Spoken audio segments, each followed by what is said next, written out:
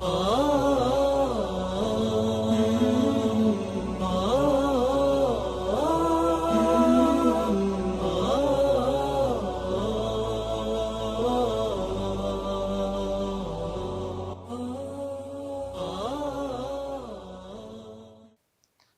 بالله من الشيطان الرجيم بسم الله الرحمن الرحيم واستعينوا بالصبر والصلاة واتا استعانة بكن وداوای یارمەتی بکەن بەهۆی سەبر و ئارامگرتن و هەروەها بەهۆی نوێژ کەواتە داوای یارمەتی بکەن لۆ ئەوەی کەوا ئەو عەهد و پەیمانەی کە لەگەڵ خوا بەستایتان بە جێبەجێکردنی فەرمانەکان و وازهینان لە قەدەغکراوەکان بە چ شتێک دەتوانن ئەو کارانە ئەنجام بدەن بە سەبرگرتن و هەروەها بە نوێژکردن.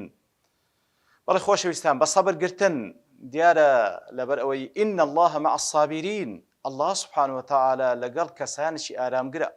سەبر بگرین لەبەر ئەوەی ئینەما یوەفە الصابرون ئەجرەهم بغەیری حیساب، ئەجر و پاداشتیان وەردەگرنەوە بەبێ ژمار وەریدەگرنەوە. بەڵام تاوەکو سەبر بگرین. چی بکەین تاوەکو سەبر بگرین؟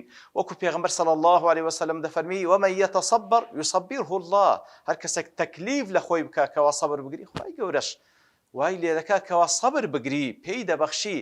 بەڵام ڕێگەی سەبرگرتن چییە؟ کەواتە لەسەر چ ئەساسێک سەبر بگرین؟ عولەما چەند شتێکیان باس کردێ.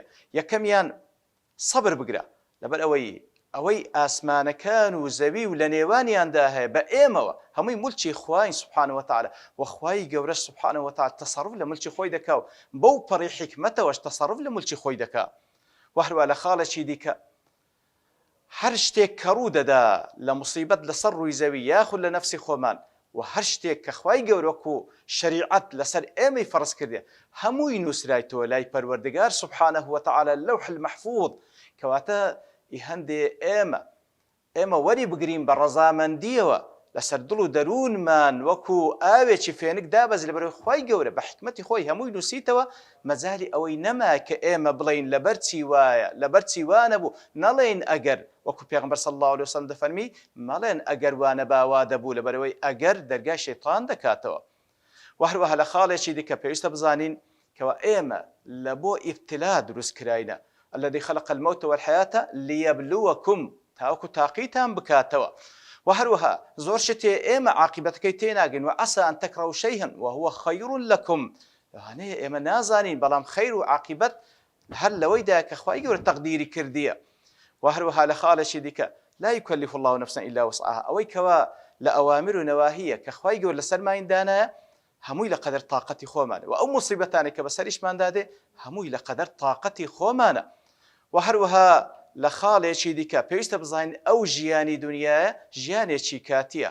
إنما هذه الحياة الدنيا متاع وإن الآخرة هي دار القرار. ژیانێکی کاتیە و پێویستە بزانین ئەو ژیانە کاتیەشمان همووی لەسەر یەک نەسەق ناڕوە، بەڵکو وتلك الأيام نداولها بين الناس. ئیتر لۆیە خوای گەورە بە وەکو عەرەبیش دەڵێ دوام الحال من المحال، مەحاڵەکەوە لەسەر حاڵەتێک بەردەوام بی خوای گەورە کۆڕانکاری دەکاتن.